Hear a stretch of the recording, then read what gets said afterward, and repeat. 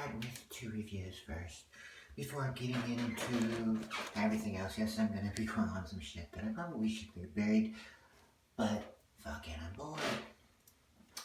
The first is the 2 reviews. First, I saw, what was it? Oh, Batman the Teenage Mutant Ninja Turtles. It was a pretty good movie. That's all I got to say. I have no complaints. I like that Leo beat Roz.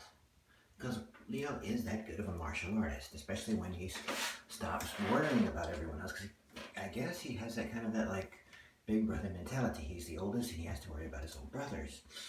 And that's probably what holds him back all the time in those movies. And whatnot. Anyway, overall it was pretty good. It was enjoyable. It was a fun little feature. The artwork was fine. The writing was fine. They got Conroy to voice Batman. That was pretty cool. I think it was Conroy? Yeah.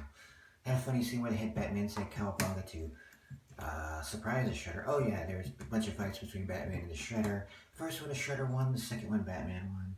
Which is cool. That's fine. Just, he wasn't uber bats.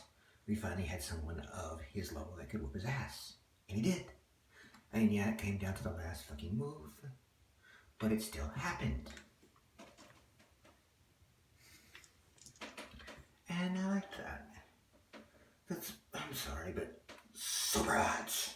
I mean, isn't that what all these assholes are all hung up on about Superman? Is that he can beat anybody and he's too powerful, but then they want...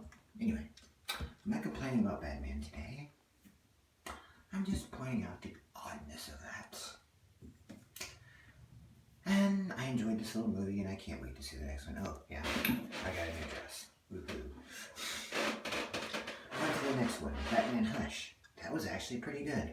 I know some people are going to be all butthurt that they did nothing with Thomas What's-His-Face, the doctor, but he wasn't a factor. That didn't happen until Jed Whittaker decided that Hush had to be a new main character and had a boner for it. I mean, I'm happy for Jed Whittaker and his whole time at fucking MTV and whatnot, and good for him, but the character of Hush was just the thing that the fucking Riddler was doing. And that's what he did in the movie. I wish they didn't have that bit at the end where Batman is saying, and he's only that smart because of what happened in the Lazarus Pit. Because the Lazarus Pit drives you crazy. I like better in the comic where he threatened to tell Roz about it if he revealed his identity and whatnot. That made more sense. I like the Catwoman in Batman story here, and it's a way better way to have them separate than what was in the comic where she says hush and he freaks out like a nut job. I don't like that, gotta be honest on everything, that they were willing to have Selena kill. Selena has never killed anyone. That is why Batman is willing to accept her as a girlfriend. He's not going to date a psychopath. If she murders people, then he's done. That Batman's no kill rule would not allow him to have that. Yes, he doesn't kill in the movie, and he goes out of his way to save the Riddler, which fits him. And then you have Selena say the ant fly and everything, and I'm like, yeah, girl, you didn't figure that out? That's been him since day one. That is who Bruce is. There is no changing who Bruce is to match whatever. I mean, he can alter himself, and he has, and he probably will in other things. It's just there are certain things about him, the no kill rule and whatnot, I believe. Well, no, Superman will kill, Batman won't. I liked Jerry O'Connor as Superman in the bit he was in there, though he was portrayed better in the comic. You know, he's just throwing everybody out and he's all moo-moo, boo-hoo, butthurt. I don't get that.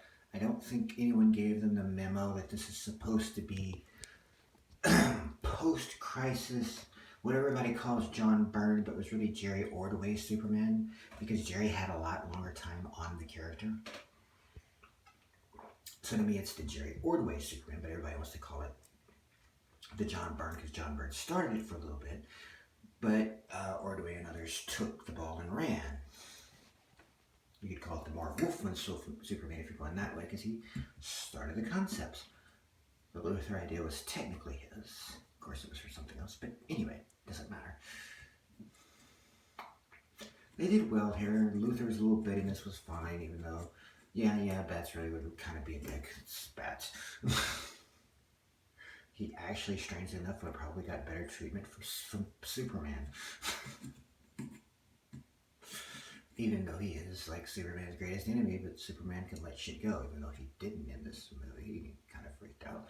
Yeah, I get why he's pissed that they risked that Selena threw Lois off the roof. And I like it now that they made it that was Selena's choice and not Batman, because that would never be his choice. I know it was in the comics, but no. It's not going to endanger any life, much less somebody as innocent as Lois. And before you say that Lois isn't that innocent, look who I'm comparing this to.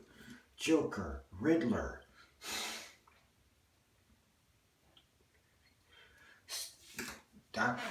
Hugo Strange. The list goes on as fucking psychopaths he won't kill. And no, I don't think Batman should kill. It doesn't fit the character. Sorry. For those of you who think it does.